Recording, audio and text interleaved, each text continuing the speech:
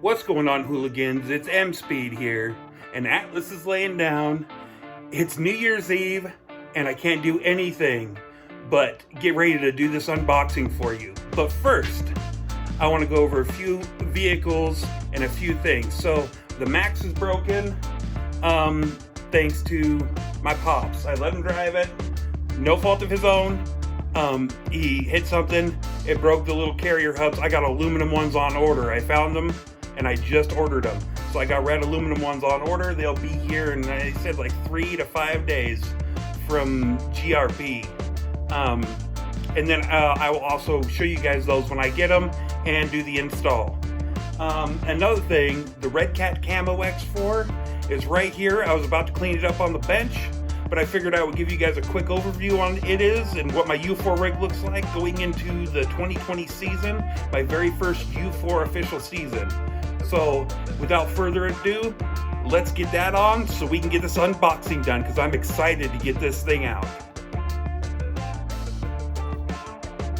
Alright guys, check it out. Here it is. This is the Camo X4. It's got scale drivers in it, as you can see right here. I actually went to my local hobby store and sourced out a 105mm LED light bar. Works phenomenal. Fits exactly in where these factory bolt holes up here go. I'll show you guys in a later video. That's something I installed aftermarket, does not come on the rig. It's got 4 body posts, bam bam, bam bam. You got your 2 scale drivers, a few interior stickers when you first get it. Pull it off.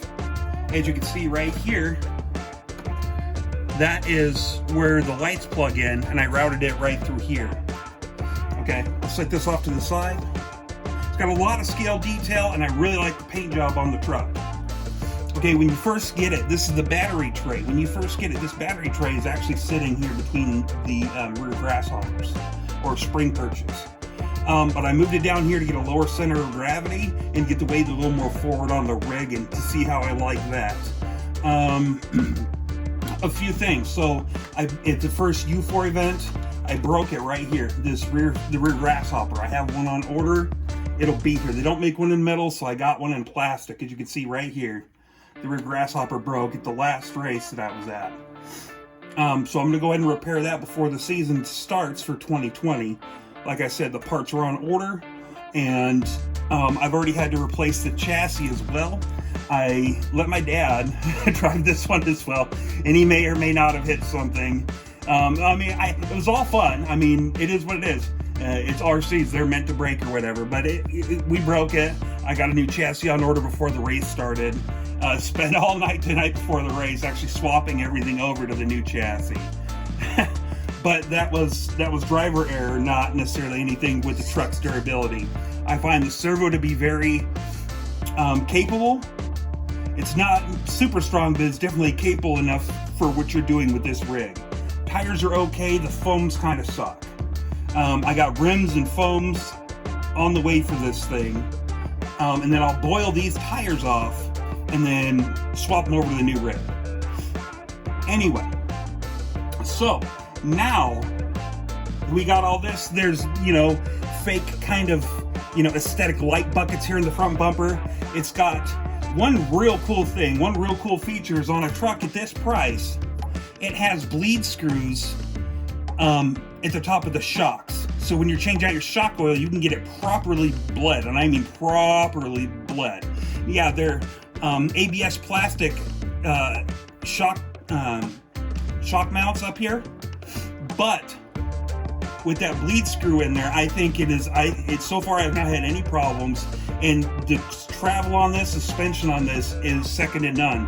At the last meet I went and saw Yeti and the Low C, and this is right up there with them suspension wise. The durability is yet to be determined. I have had the center drive shaft pop out a couple times.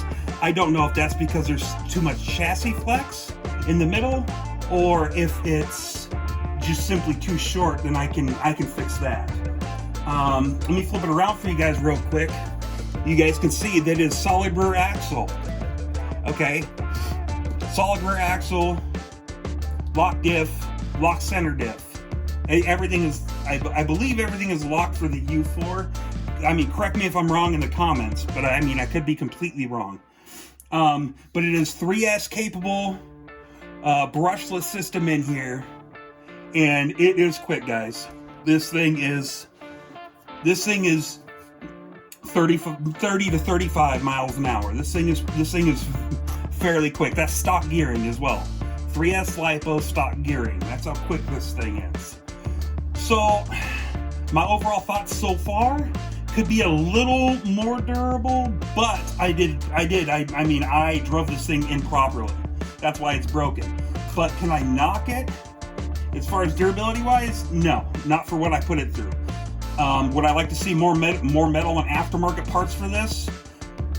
Yes, but I know that there's companies coming out with stuff for this because RedCat has stepped their game up. This is my first RedCat, but from what everyone has told me, this is a phenomenal vehicle. They're comparing it to the same vehicles that are a little more expensive, like the Low C Rock Ray and the Yeti, the Axial Yeti Wraiths, stuff like that. And they're saying this is a comparable set. This is not a cheap setup. This is a good quality rig. Everyone was very surprised this out at the track. Now I can't drive it for crap, but it looked good doing it. And it was fun. The U4 race was absolute blast. So what I'm gonna do is I'm gonna show you guys a transmitter. It's basic, but it's quality. I like it. You flip this up right here. This is where your on-off is. Bam, bam. You got your steering trim, throttle reverse, steering reverse, your bind, your what is it? Oh, steering dual rate. Okay, so it has all that. On here. So far, really good range on this, and it's got rubber on the grips. I'm pretty impressed with this. I would say this is on par, radio-wise, to a Traxxas, a basic. I'd say it's a little nicer than the basic Traxxas remote, but it's not as nice as the one that has a TQI slot on the back for the Bluetooth. That makes a whole nother level of controller or remote. But as far as everything else goes, this thing's awesome. It requires 4 AA's in there. And I tell you what, for a Black Friday special, just getting into the U4 hobby, and you want to give it a shot, you cannot go wrong with this RedCat Camo. From my experience so far, and from everybody else looking at it, feeling it, driving it, screwing with it, here at my first U4 event, everyone absolutely loves this thing. So far, time will tell.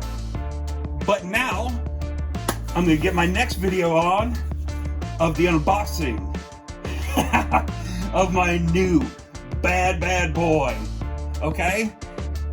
So here in a little bit, gents, thank you very much for tuning in. Keep it motorfied.